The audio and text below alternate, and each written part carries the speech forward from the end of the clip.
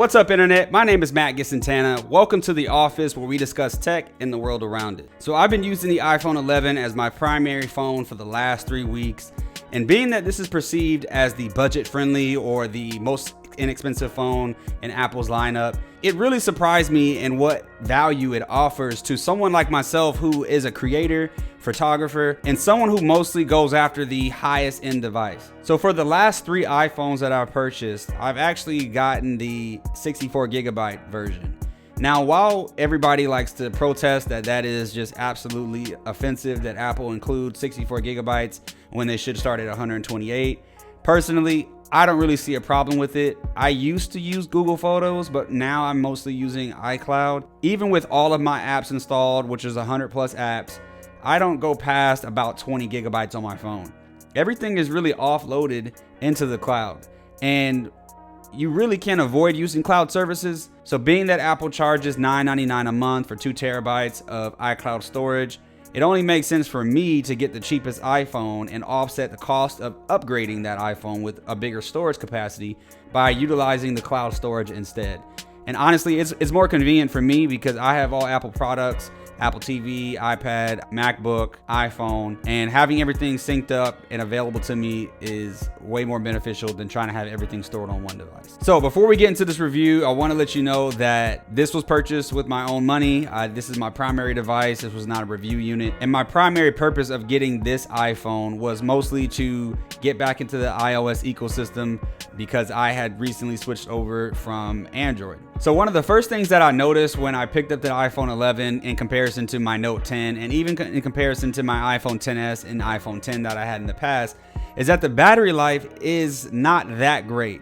Now, it's pretty good for the size and it's really good for optimizing the battery. However, I take my phone off at about 6:30 in the morning, and around 2 to 2:30, maybe 3 p.m., it's already at about 30 to 40%.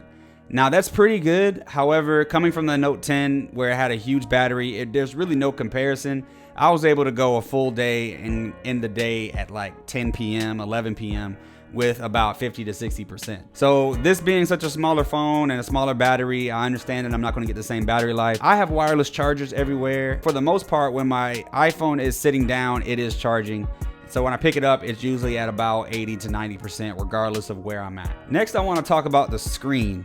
Now, Apple recently introduced the Liquid Retina display, and it's, a buzzword or marketing for pretty much an LCD panel. It's not an AMOLED screen that you would see in an iPhone 10 or 10s or even on the Note 10 Plus that I recently came from. Look, unless you're comparing phones side by side and you're using them on a daily basis, you're not going to notice the difference with the iPhone 11 screen. It's perfect just the way it is. Apple does a really good job at calibrating the colors. The blacks are really black. The colors are very vibrant. Everything looks clear and crispy. It's really a great screen. The average user is not going to care about the differences between an AMOLED and an LCD screen. And personally, I don't care either. I have enjoyed my time with this phone thoroughly. Everything about it has been perfect for me. The only thing that I would change is probably the back of the phone. Now, the back of the phone is glass, and it's not the frosted glass that's on the Pro Max and the Pro. So I did notice that after a couple days of usage, I got some micro scratches on the back. That's very annoying, but being that this is only $699, it is the budget phone. I didn't expect too much durability out of it. However, Apple is marketing this as one of the most durable phones that they've ever made. In the marketing, they had it like, without a case, being thrown around in the car and things like that. And that's essentially how I used it for the first week when I purchased it. I had it in my pocket. I kind of put it around anywhere. I didn't really care too much about how I was handling it.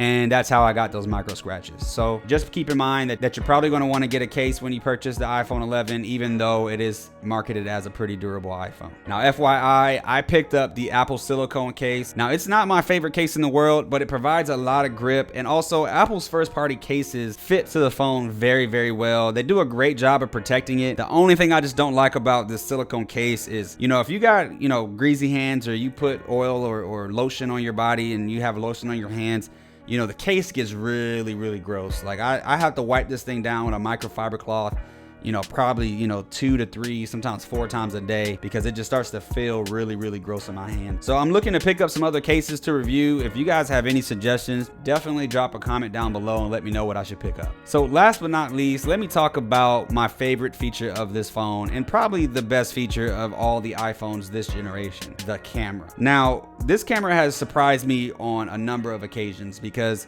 a lot of times, people like to say the best camera is the one you have on you, and usually that's just something that people say because if you have a camera on you and you want to get a shot, you're going to use that camera regardless of what it is. You're not going to not take a picture because you feel like the camera can't catch it. You're going to try to get the picture regardless. And I would say 100% of the time that I've tried to get a picture that I've wanted with this iPhone, I've been able to capture it. So here are some sample photos that I've taken with the iPhone 11. And in some of these situations, I didn't think that the camera would be able to capture these images this well. I use a Sony a6400 professionally, and then I picked up the iPhone 11 knowing that the camera was good, but I didn't think it was this good. Smartphone photography has grown exponentially over the last couple years, so you really can't go wrong with a lot of smartphones these days, using them as a camera to take pictures, candid shots of events and things like that. However, with the advancements that have been made in the last couple years, it's approaching, point and shoot territory. Cameras right now, the sensors aren't large enough to get images as good as DSLRs or the mirrorless cameras that I have right here in front of me. The iPhone 11 only has the regular standard lens as well as the wide angle lens. Now, the wide angle shots will get you some very crisp photos. You do have to hold it steady and you do have to hold it level. If you hold it at an angle, you will see some distortion around the edges. The wide angle lens is very good, very effective, and you'll be able to get some really, really fun shots with it, especially in situations where you're trying to fit more into the frame. So guys, look, I hope you guys enjoyed this review. If you have any questions, definitely drop a comment down below. If there's any cases or anything you want to know about the iPhone 11, please let me know. I will actually do a video on it. I'm looking at doing some more videos on the iPhone 11 because I'm really shocked at how great this phone is for $699. Now, considering that you can get an iPhone 11 Pro and an iPhone 11 Pro Max for a couple hundred more, I am not seeing the value in purchasing those phones over this one this year. However, next year that may be a little bit different. Last year the iPhone XR only had one lens. This year the iPhone 11 has 2 lenses. Maybe next year the iPhone 12 will have the telephoto lens. But there's no guarantees, but there can only be hope, because I see what Apple is doing here. They are slowly bringing all the best features down to the cheapest iPhone as they can. And I'm all for it. $699, great price. I got it in the black colorway, but it comes in several other colors.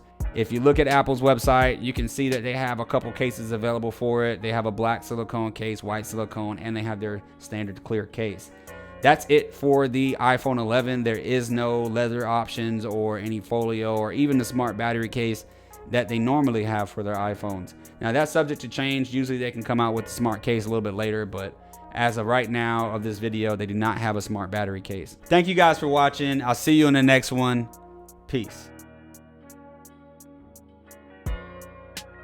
If you guys want to check out my photography, definitely give me a follow on Instagram at MattGissonTana. I post a photo just about every day, and I'm taking them with my iPhone 11 and my Sony a6400. So check me out on Instagram. Hope you guys have a good one. I'll see you later. Peace.